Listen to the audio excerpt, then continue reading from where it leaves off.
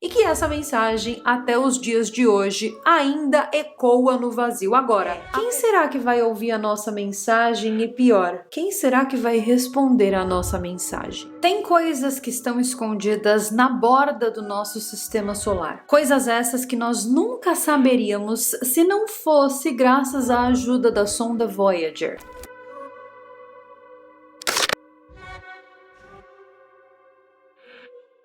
Tem coisas que estão escondidas na borda do nosso sistema solar. Coisas essas que nós nunca saberíamos se não fosse graças à ajuda da sonda Voyager. A sonda Voyager, ela já fez descobertas bizarras na borda do nosso sistema solar. E vocês aí, se preparem, meus lindos, porque hoje eu sou Carol Capel, a sua astrônoma favorita. E no vídeo de hoje eu vou lhes contar detalhes de tudo que nós descobrimos recentemente, porque em 14 de novembro de 2023, um silêncio assustador tomou conta da missão espacial mais longeva da humanidade. A Voyager 1, a sonda, que havia se tornado o nosso mensageiro mais distante, parou de responder. Então, em vez de dados, ela começou a enviar apenas um fluxo sem sentido de códigos binários. Muitos, ao olhar para essa situação, acreditaram que era o fim dessa sonda, porque afinal de contas,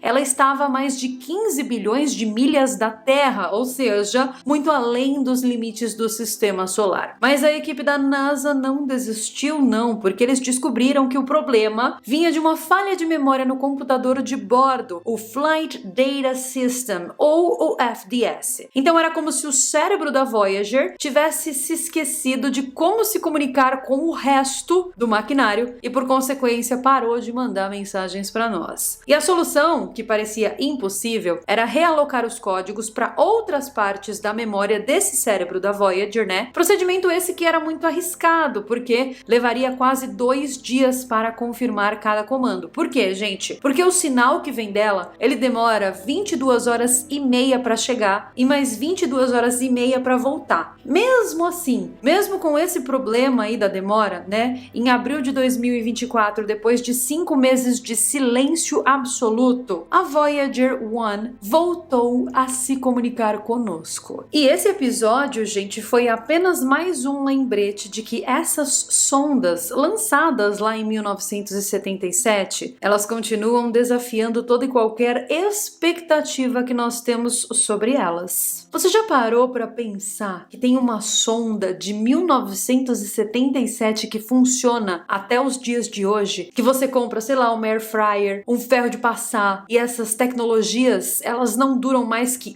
2 anos? Como isso é possível? Bom, isso é possível através e graças da obsolescência programada, que é um outro assunto que não cabe aqui dentro de hoje, mas só para vocês verem como a qualidade das coisas está diminuindo absurdamente.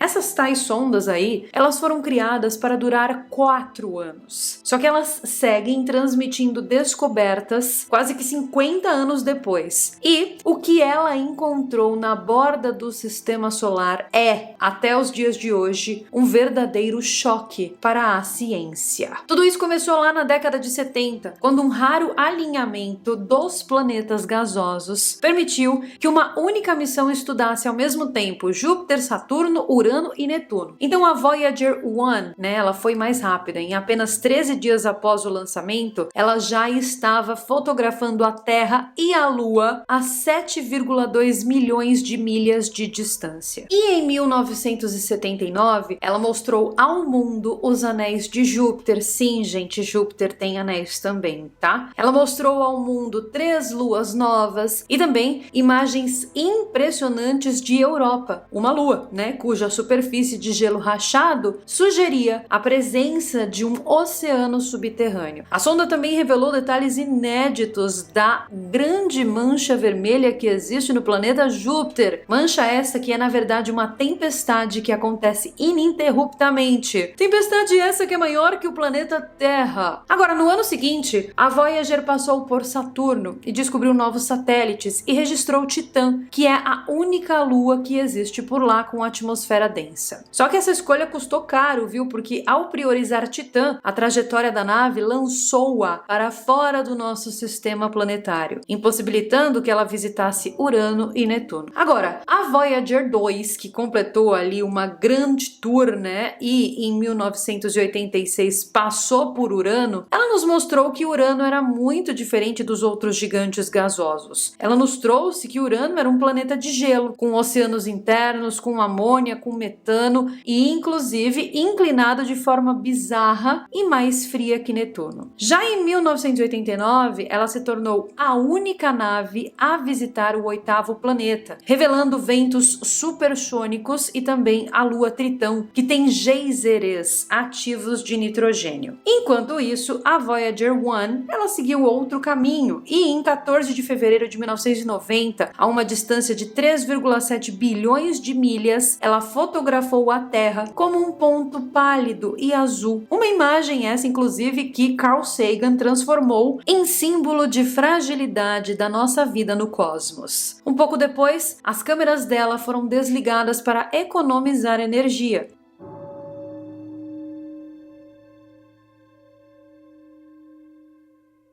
O mais incrível viria depois, porque em 25 de agosto de 2012, a Voyager 1 atravessou o limite da heliosfera, que é uma bolha de partículas carregadas que são emitidas pelo Sol. Esse limite é chamado de heliopausa, e ela separa a influência solar do espaço interestelar. Então, atravessar essa influência significa sair oficialmente do quintal cósmico da humanidade. Então, essa passagem aí, né, pela heliosfera, essa saída da heliosfera revelou algo muito inesperado, porque ao invés de diminuir gradualmente, o vento solar encontra um limite abrupto, como se fosse uma muralha invisível, onde a força dele, né, se anula por completo e o plasma interestelar começa a dominar. Então a sonda descobriu que o espaço além dessa bolha, ele não é vazio. Ela descobriu que ali existe um plasma que é mais frio e mais denso e que interage diretamente com o plasma quente vindo do Sol, formando uma espécie de uma camada caótica entre dois mundos, entre o mundo de fora do sistema solar e o mundo de dentro do sistema solar. Além disso, as medições mostraram que o campo magnético interestelar é 2 vezes maior e mais forte do que a gente imaginava. E ele exerce 10 vezes mais pressão sobre a heliosfera do que os modelos anteriores estavam prevendo. E então, é como se o Sol estivesse imerso em um imenso oceano cósmico muito agressivo e muito mais agressivo do que nós supunhamos. E não foi só isso não, viu? Porque a Voyager também detectou ondas de choque atravessando a heliopausa vindas de erupções solares, como se até lá, a quase 20 bilhões de quilômetros de distância, ainda chegassem ecos da explosão do nosso Sol.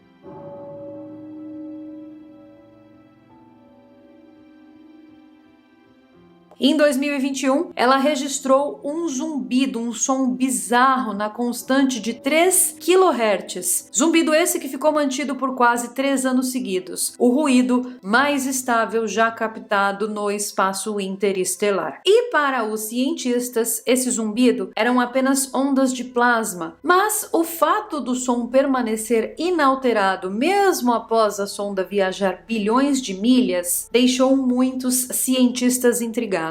Outro detalhe estranho também que a sonda nos trouxe foi a densidade crescente à medida que ela se afasta da heliosfera. Os cálculos previam algo que como 0,037 partículas por centímetros cúbicos, mas a Voyager 2 registrou 0,12, ou seja, 3 vezes mais do que o esperado. E isso, gente, contradiz modelos de décadas e ainda não tem explicação plausível. Essas descobertas todas levaram os astrônomos a perceber que o sistema solar inteiro flutua dentro de algo ainda maior. Nós chamamos esse algo de bolha local, que é tipo uma estrutura de 1000 anos-luz de diâmetro que foi criada por explosões de supernovas. O Sol, por acaso, ele tá quase que no centro dessa cavidade. É como se ele tivesse encontrado ali um lugarzinho seguro para ficar de boas. E dentro dessa bolha aí, né, as estrelas se formam e elas se formam formam nas bordas, como se o espaço tivesse sido moldado para que novas gerações de sóis e planetas surgissem. Então é um cenário tão improvável que muitos cientistas o comparam a um pedaço de queijo suíço cósmico, ou seja, um queijo cheio de buracos soprados por estrelas que já morreram. E é aqui então que entra a parte mais perturbadora, porque sem a heliosfera, sem essa bolha aí, a Terra seria bombardeada por radiação cósmica mortal. Sem a bolha local, talvez nós não conseguiríamos ver tantas estrelas no céu noturno e nós não teríamos desenvolvido essa curiosidade que nós temos pelo universo. Então é como se a gente tivesse protegido por camadas invisíveis, por duas bolhas dentro de outras bolhas, uma espécie de uma arquitetura que parece ser pensada, embora a ciência diga que isso seja fruto do acaso. E as sondas Voyagers, elas não foram feitas para chegar tão longe, porque seus computadores têm menos memória do que uma calculadora de bolso e elas gravam dados em fitas magnéticas de 8 trilhas. Então, a transmissão que chega na Terra, ela equivale à potência de uma lâmpada de geladeira a bilhões de quilômetros de distância. E mesmo assim, mesmo com todas essas coisas estranhas, essas sondas seguem funcionando. Elas seguem decodificando o que existe fora do alcance do Sol. E em breve, os geradores de plutônio dessas sondas vão se apagar. E é aí então que nós perderemos contato para sempre. Mas elas não vão parar, a jornada delas pelo cosmos vai continuar.